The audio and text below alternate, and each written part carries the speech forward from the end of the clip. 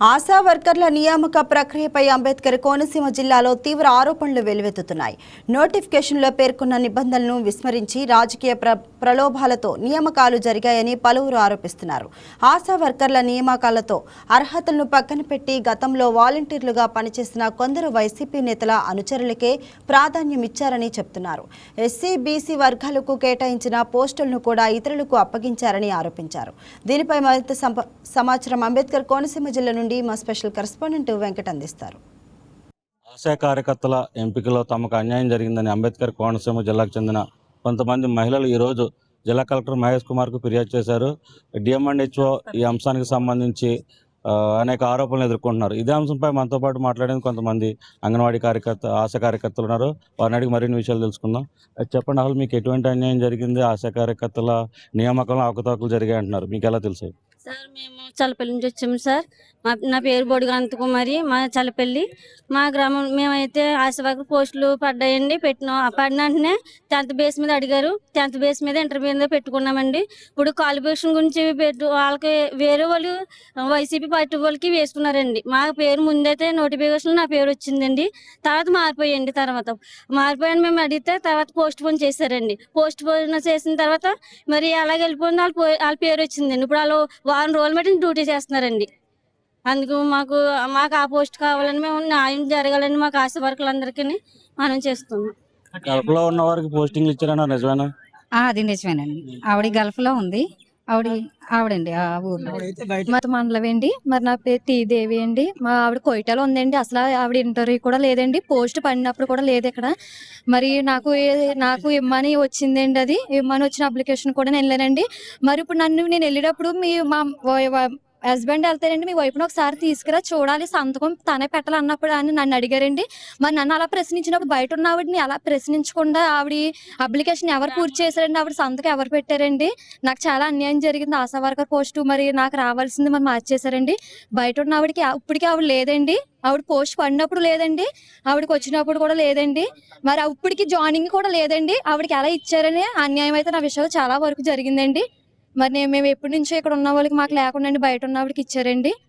మరి నాకు న్యాయం చేయమని, ఆశా వర్కర్ పోస్ట్ మాకు ఇవ్వని మరి అని మేము కోరుతున్నామండి. మీరేం జిల్లా కలెక్టర్ ఫిర్యాదు చేశారు కదా, ఏం కోరుతున్నారు జిల్లా కలెక్టర్ని? మాకైతే న్యాయం జరగాలని కోరుతున్నాం. మాకు అందరికి మేము పెట్టుకున్న వాళ్ళందరికీ కూడా వాలంటీర్స్ కి ఎక్కువ ఇచ్చారండి వైసీపీలోనే. అయితే మాకు న్యాయం జరగాలని మేము అడుగుతున్నాం, జిల్లా కలెక్టర్ గారిని అడుగుతున్నామండి. ఎస్సీ పోస్ట్ అండి. అది ఎస్సీ పోస్ట్ బీసీలకి ఎలాగిస్తారో నాకు అర్థం అవట్లేదండి. మా పెద్దలు కూడా మాకే ఇవ్వమని చెప్పారండి. బీసీ అమ్మాయికి ఇచ్చారండి ఆ పోస్ట్. అది ఎస్సీ పోస్ట్ అండి. నాకు న్యాయం జరగాలని కోరుతున్నానండి.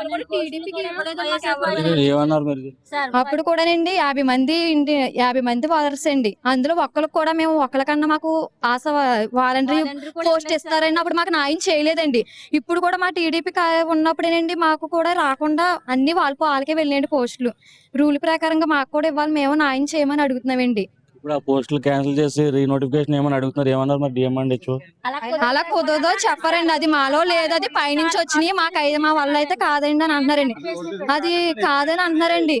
అది ఎందుకని కాదండి, అది ఇప్పుడు 10th బేసి మీద అడిగారు కదండి.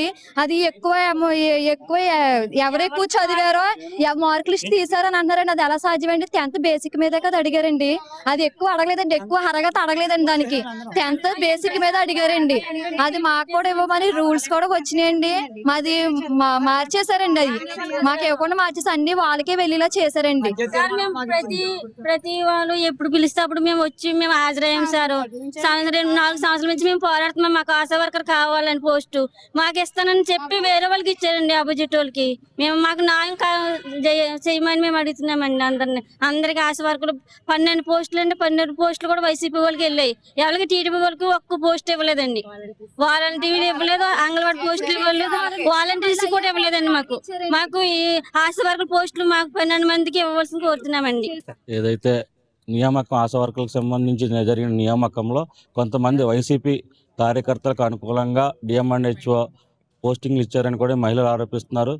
తమకు న్యాయం జరిగే వరకు ఈ పోరాటం చేస్తామని ఆశా వర్కర్లకి అప్లై చేసిన మహిళలందరూ కూడా చెప్తున్న పరిస్థితి ఉంది. ఏదేమైనప్పటికీ కూడా తమకు అర్హులైన తమందరికీ కూడా అన్యాయం జరిగిందని, ఎట్టి పరిస్థితుల్లో దీనిపై చర్యలు తీసుకోవాలని జిల్లా కలెక్టర్ని కోరటం జరిగింది. అదేవిధంగా ఏదైతే గతంలో జరిగిన నోటిఫికేషన్ ఉందో దీనికి ఆశా వర్కర్లకు సంబంధించి మరోసారి నోటిఫికేషన్ విడుదల చేయాలని కూడా ఆ ఫిర్యాదులో కలెక్టర్ని కోరటం జరిగిందని కూడా మహిళలు చెప్తున్న పరిస్థితి ఉంది. కెమెరా పర్సన్ వరుణ్తో వెంకట్, అంబేద్కర్, కోనసీమ జిల్లా నుండి.